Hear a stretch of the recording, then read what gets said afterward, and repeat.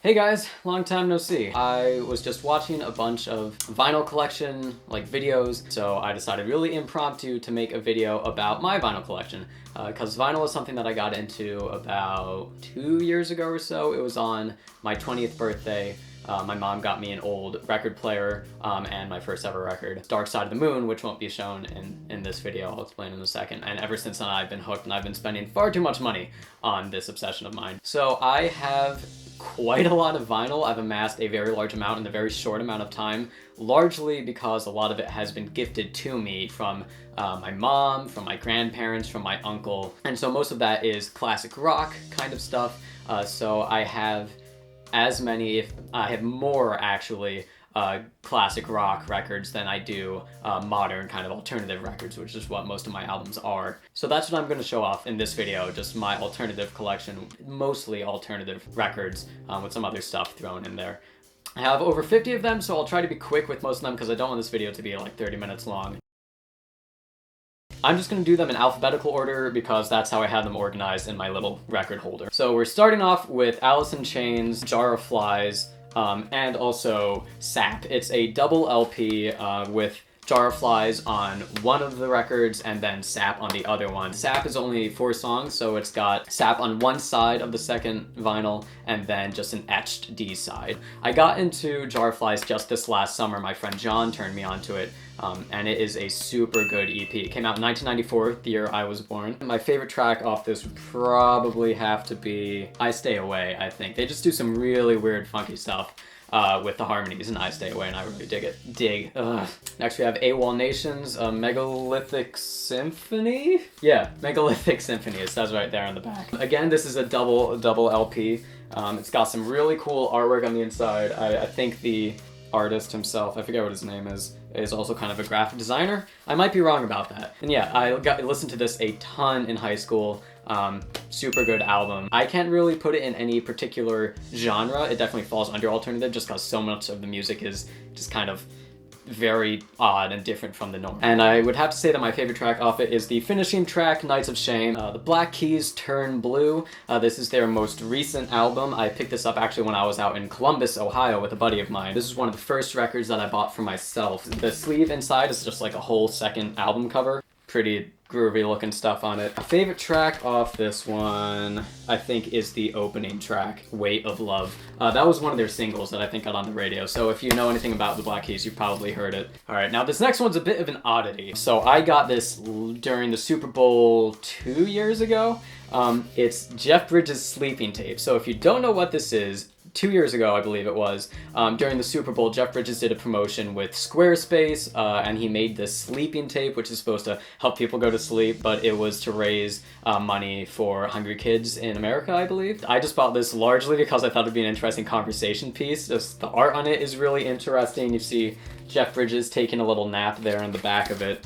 It's just a really, really interesting, bizarre album that I hope, you know, in future years, if ever someone's looking at my collection, I'll be like, oh, what the heck is that? And I can explain it to them, just like I have now, and this will not go back in. My favorite track of this would be, I'm not sure what the title is, but Jeff Bridges gives a guided tour of Temescal Canyon out in California. This is one of my favorites. This is Childish Gambino's Because the Internet. I really am not a guy for rap and hip-hop, but I wouldn't necessarily categorize Childish Gambino, at least on this album, as purely, you know, rap or hip-hop. And he says himself he doesn't really consider himself a rapper, and I kind of agree with him. This is a double LP that also comes with a 72-page screenplay that he wrote to go along with the album. And if you know the album at all but haven't read the screenplay that goes along with it, find a copy of it online or heck buy the vinyl and read it, because the album is so much more cohesive reading the screenplay with it. It's a really interesting experience as well. You see the spine of it looks like nothing normal, but if you open the book a little bit, it says Because the Internet. Just really cool attention to detail on that album. And say, oh, I forgot to say a favorite track off that last album, but it would be Flight of the Navigator. Alright, moving on to Coldplay. I've got 2 of their records, their debut album, Parachutes, and their second to last album. I guess this came out, what, in 2015? I can't remember. 2014, I think, actually. Ghost Stories. Both super solid albums. I really like them. Both really like quiet, almost atmospheric, late night kind of albums. I would listen to their debut album a ton in high school when I was going to sleep. And so favorite track off Parachutes would have to be Trouble, such a good song. And then off Ghost Stories, I think it's gonna be Oceans. Again, just really kind of atmospheric and mellow, and I really kind of like that vibe for my vinyl collection. Now this is the only album by a band called Crosses, which is actually the solo/side project from the lead singer of Deftones. I don't actually know his name, and I kind of hate myself for that. But this came out maybe 2 years ago. I had wanted to pick it up for a while, and I found it on discount at Urban Outfitters, so I picked it up. And it comes on really cool colored discs. I'll show you one. So the discs are this cool kind of gray, black, like lightish gray, mottled colors. So the sound's very similar to Deftones. It's essentially Deftones, maybe a little quieter though, but every now and then he'll come out at the end of the song and you're like, oh, he's screaming. That's definitely Deftones. Favorite song off this would have to be track number 3 on side A, Bitches Brew. Really good song. Again, multiple albums for this artist. Daughter, I know they've become pretty popular in recent years, at least where I went to college. A lot of the students there knew about them. They're from England, and I got into them the summer after I graduated from high school in 2012 with their EP Wild Youth, and also their other EP, which I can't remember the name of it right now. Both are really, really good EPs, and that's what I got into. And then I wasn't a huge fan of their first album, but then they put out their second album, which is called Not to Disappear, and I really, really liked it, so I picked that up. Their smash hit, well, if as much of a smash hit as they can have, they're still kind of indie, I guess. I don't really know. Youth off this EP, really great song. And then off Not to Disappear would have to be No Care. No Care is really good. It's the most upbeat song in this album, but it's really solid. This is a gatefold, but it's not a double LP, which I kind of like. It's got some more artwork there on the inside. Take a look. Really like this album. Really good for like a rainy day kind of vibe. Super solid. This is the only really hardcore album in my collection, but it's actually 2 albums by Devil Wears Prada in one package. So one of the vinyls is their second album, Plagues, and the other vinyl is their debut album, Dear Love, A Beautiful Discord. I'm not as familiar with their first album, but I really like their second album a lot. In high school, I was really into hardcore music, and this is just one of those kind of guilty pleasures that I picked up. I don't even really, I've listened to it once, I think, but I like having it in my collection. More artwork on the inside, and these are on clear vinyl. See, super clear, still see me. Yeah, really nice. So this is an album by the band Electric Guest. This is their debut and only album out right now, as far as I know. It's got some really cool art on the front of it. I really like this, but it's kind of electro-y, techno-y. It's an interesting sound, but one of the members of the band is actually the brother of the second half of Lonely Island. Not Andy Samberg, but the other guy. His brother is one of the musicians behind this. Really great album, really like it. The album's name is Mondo. Favorite track off this would have to be Trouble Man. I think Trouble Man's great. And I realize I'm forgetting to say my favorite tracks on a bunch of these albums. Forgive me. 3 albums by the same artist here, and that's Explosions in the Sky. They're an all-instrumental band. This is The Earth Is Not a Cold Dead Place. Then I have their, what the heck is this one called? It doesn't say. What's this one called?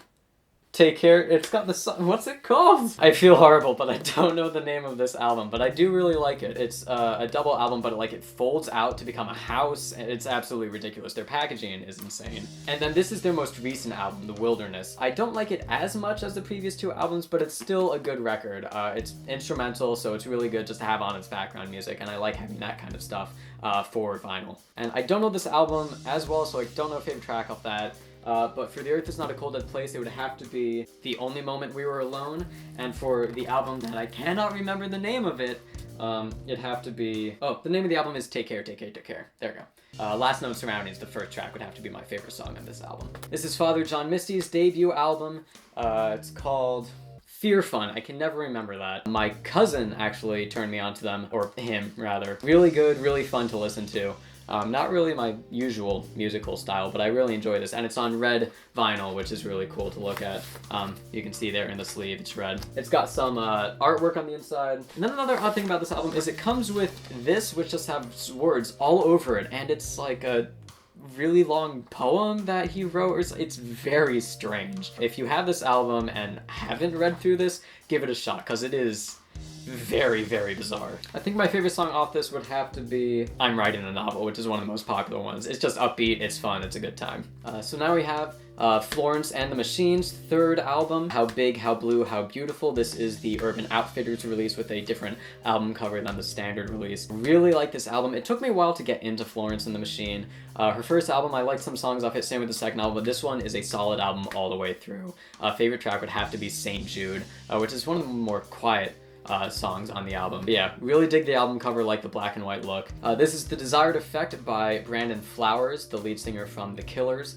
I got into The Killers back when I was in like 8th or 9th grade, so I've liked them for a really long time. I never really gave Brandon Flowers solo stuff much of a chance until last summer, and I really like this album. It's totally got like an 80s retro vibe to it. The centerfold has a bunch of what I assume were alternative photos for the cover during whatever photo session they did to get the cover photo, and then we have a bunch of lyrics on this page. And I'm gonna be super basic and say that my favorite song off this is the single off of it, Can't Deny My Love. This is Fun's Some Nights, the one that kind of brought them into the mainstream. Really good album, although a strange thing, if anyone else has this album, tell me if it's just my pressing or if it's a common problem. It's the quietest album I've ever heard.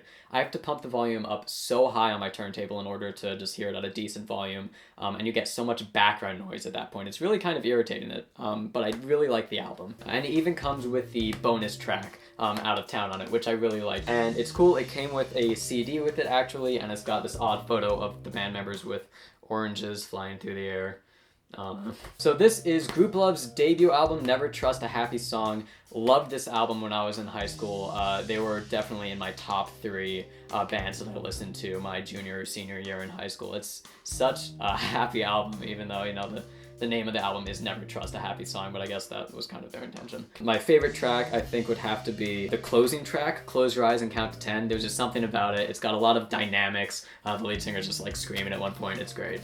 This is the Head and the Heart's debut album and self-titled album. This came out, I think, 2011, maybe 2010, I'm not entirely sure. I got into this this summer after I graduated. Again, my cousin turned me on to this, the same cousin who told me about Father John Misty. One of my favorite albums of all time. I love this album so much. As far as folk music goes, I like quite a lot of it, but these guys are one of my favorites along with Mumford & Sons. I think they're right at the top. Great big photo of them in the middle. It comes with this little booklet that's just got more photos of the band in it. Really cool. I also really like the feel of it. It's a nice kind of matte white finish, and it's just really nice with a foil pressing right there. And I would have to say my favorite song off this is kind of a tie between Rivers and Roads, because it's Rivers and Roads, and the final track, Having Go Easy on Me. I'm a bit of a sucker for closer tracks on albums, which will become probably more obvious as I go through these and remember to say what my favorite song off them is.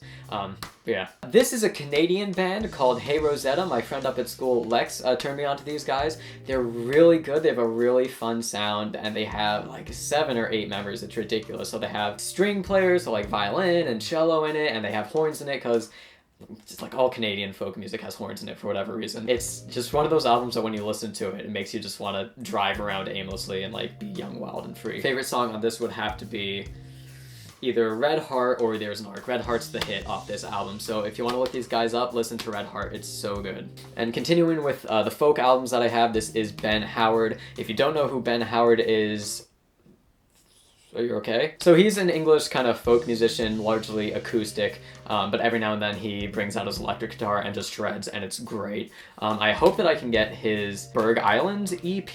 Was that released on vinyl? I'm not sure. I'm gonna try and find it. But this is, again, one of my all-time favorite albums as far as folk music goes. Got into this same time as Head and the Heart, my cousin.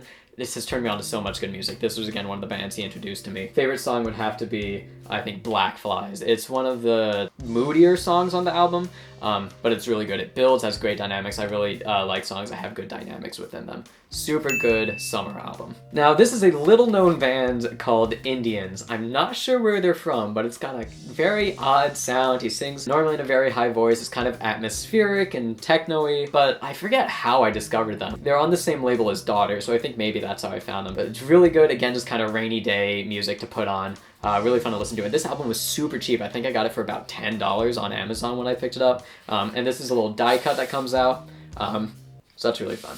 Yeah. Next up, I have 2 albums, or EPs really, from the Japanese house. She's kind of an up-and-coming artist, if you haven't heard of her, and I love her album art. They're just really cool, kind of retro-looking photos. Really like the style. And the albums themselves look really great, too. One of them is on this kind of pink bubblegummy vinyl. Looks really nice. And then the other one is on kind of a swirled white and blue looking thing. Again, really, really nice. I really like the way they look. Oh, and the name of the EPs, because I totally forgot, are Pools to Bathe In and Clean. So this is the debut album, at least major label album by Kaleo, which is apparently how it's pronounced. I was calling them Kaleo for a long time, but everything that I've seen online apparently is pronounced Kaleo.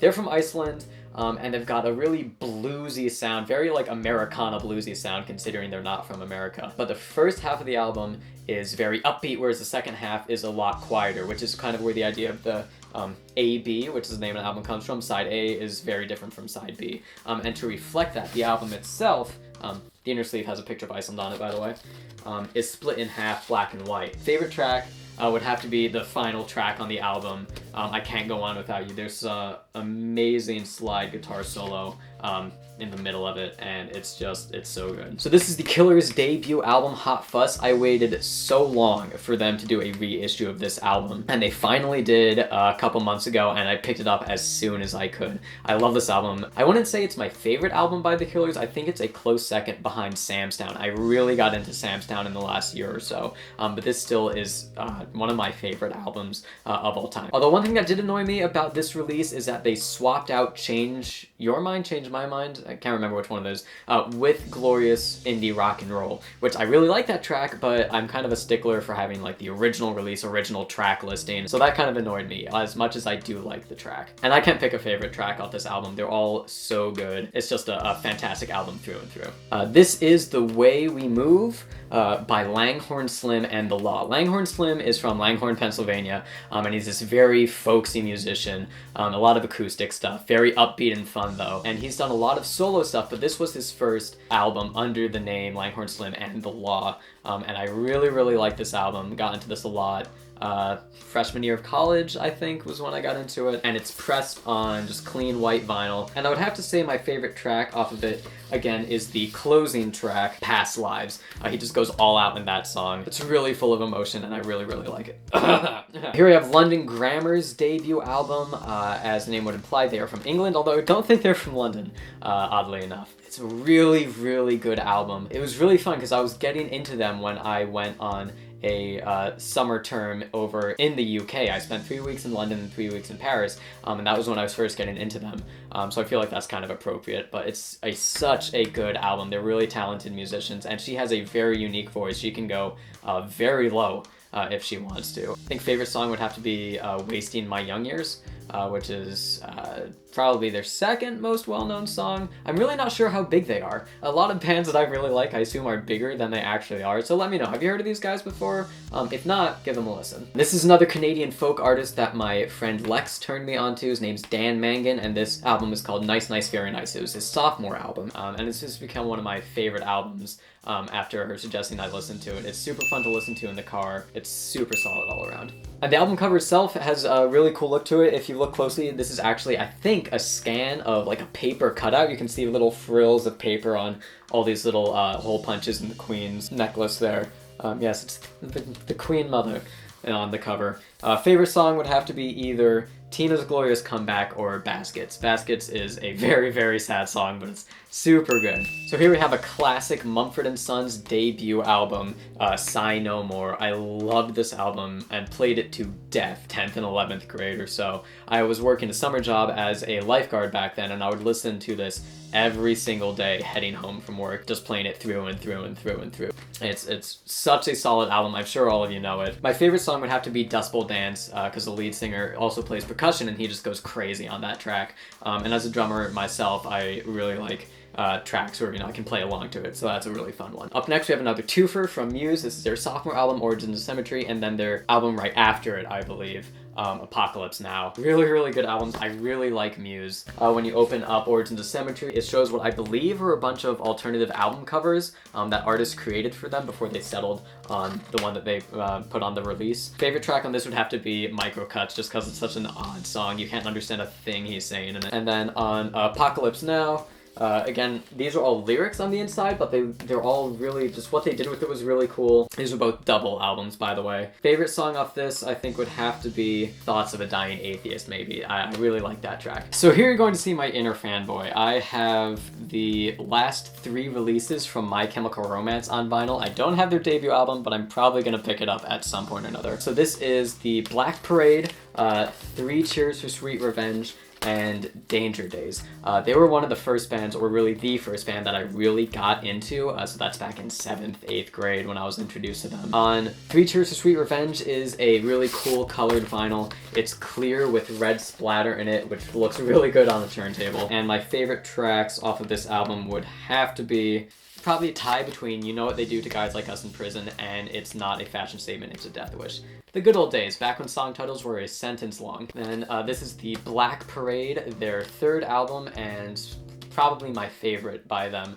The album art on this record is just fantastic. It spans both covers, and then the interior album art's really good as well.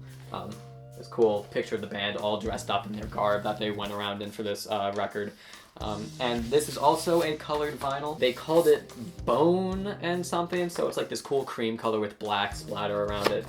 Again, looks great on a turntable. My favorite track off this album would have to be Sleep, which is not one of their more well-known songs, but it's one of my favorite. Gerard is just screaming his heart out at the end of it. It's super good. And then their 4th and final album, Danger Days, this came out when I was a junior or a senior in high school, and they changed up their sound a lot for this album, but I still really, really like it. They're just really solid musicians.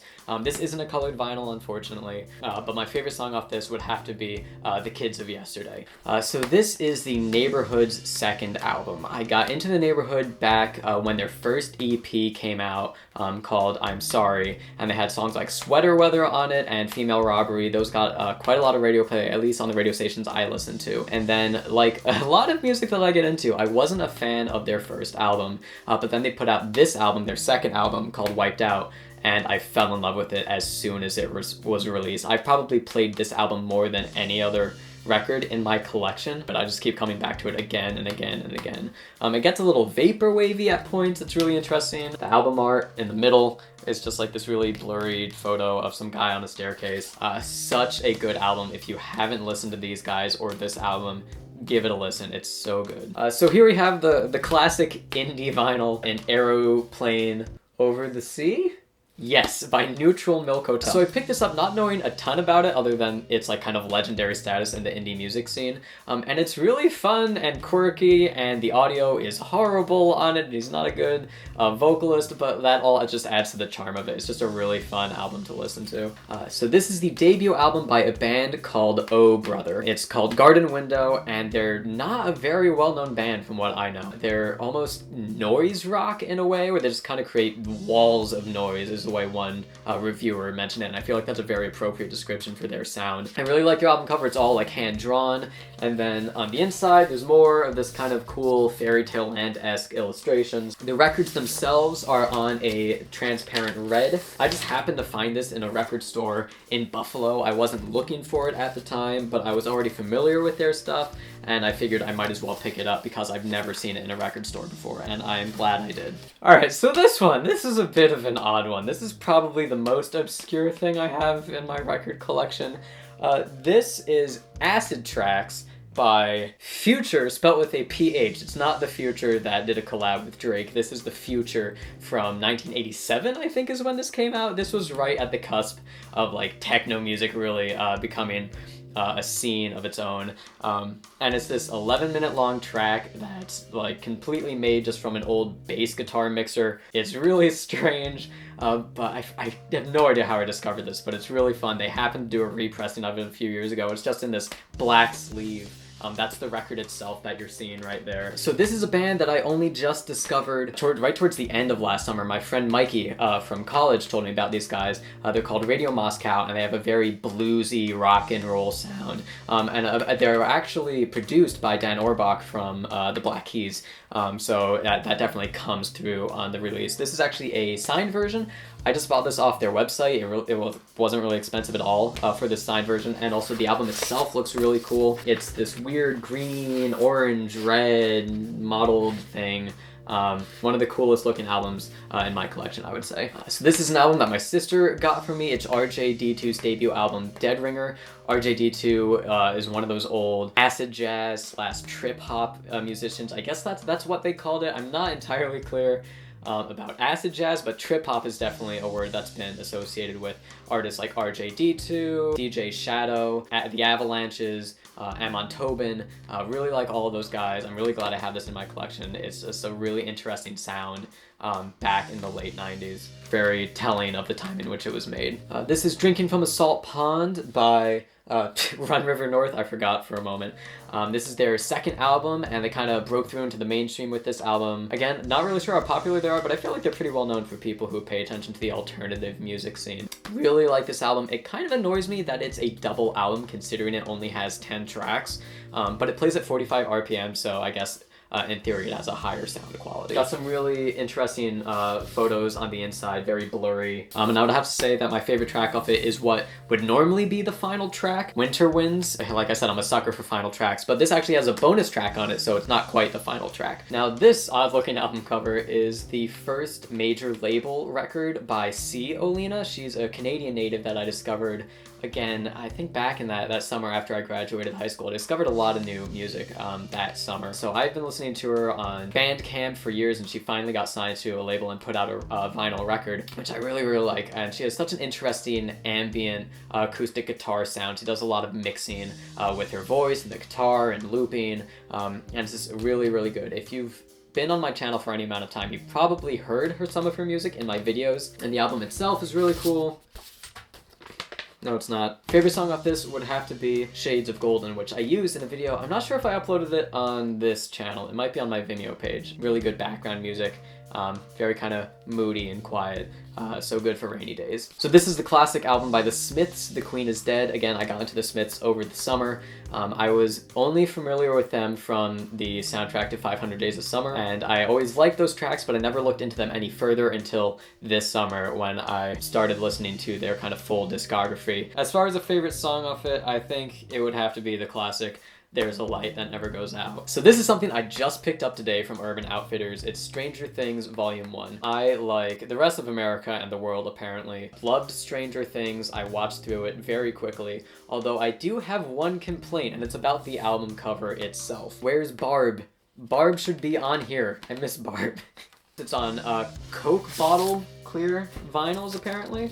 So that's what that looks like. It's almost clear, but it's got that kind of bluish green sea color tint that you find on Coke bottles, which is why it's called that. But more than anything, I just bought this as a reminder of this time and the cultural phenomenon that was Stranger Things, at least in the future looking back. But I hope that I like it when I play it through, which will probably be later today. So this album. I don't really know this album very well because I don't like this album. I'm really not a big fan of Vampire Weekend. I like some of their singles, but on a whole, I can't really get into them. My friends convinced me to buy this album when I returned an album because it was all warbling whatnot to a record store, and they gave me a store credit, and this was the only thing that I could really find, and they convinced me to buy it, and I have regretted it ever since. I listened to it once and it just sits collecting dust in my record box now. Alright, so I have The Weeknd's Beauty Behind the Madness. I'm surprised how much I like this album. I never would have thought that I would have gotten into The Weeknd, because when I first heard his I Can't Feel My Face, I thought it was such a stupid song. I didn't like it at all.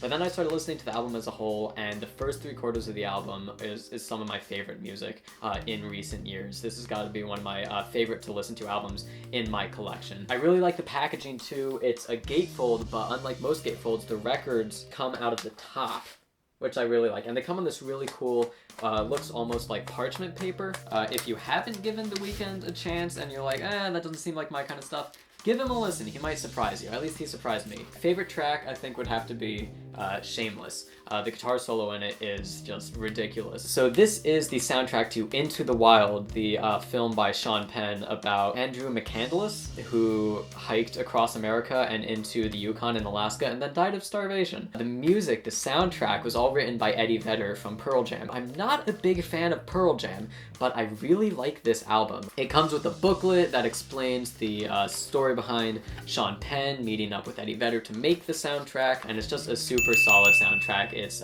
folksy, also kind of rock and roll and experimental at the same time. If you haven't seen the movie, watch it and listen closely to the soundtrack. This is Young the Giant's debut album and self-titled album. This was one of those top 3 musicians that I listened to all the time, along with Group Love and The Naked and Famous. I listened to them non-stop my junior and senior years of high school. Honestly, I don't like the packaging a lot, but I love the album art itself. And my favorite song, I think, would have to be either Cough Syrup, which was their hit single, or Streetwalker. It's got a really fun shuffle to it, really kind of moody. And lastly, my final 2 albums, both by Youth Lagoon. If you don't know who Youth Lagoon is, he is a pretty young guy. He put out this album, his debut album, called Year in Hibernation, when he was still in college out in Idaho, I want to say, somewhere out in middle America. And it's really good. There's just 8 tracks on it, but it's all just him and I think one buddy who helped him out with some of the guitar.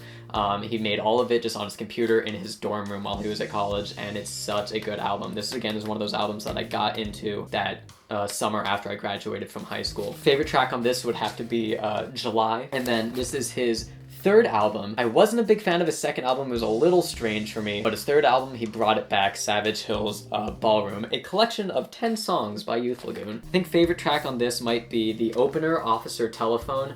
He just goes crazy on it, and this is like parts of this sound like a dubstep album, and it's ridiculous, but really, really good. Again, if you don't know him, check him out. All right, so that's it for my kind of current record collection. Like I said, I've got a ton of classic rock, and I also have some jazz albums and like Christmas stuff. Maybe I'll talk about those in another video if you guys want. I'm curious to know if any of you have been sucked into the massive money hole that is record collecting, because Lord knows I have. Alright guys, thanks for watching. I'll see you next time, whenever that is.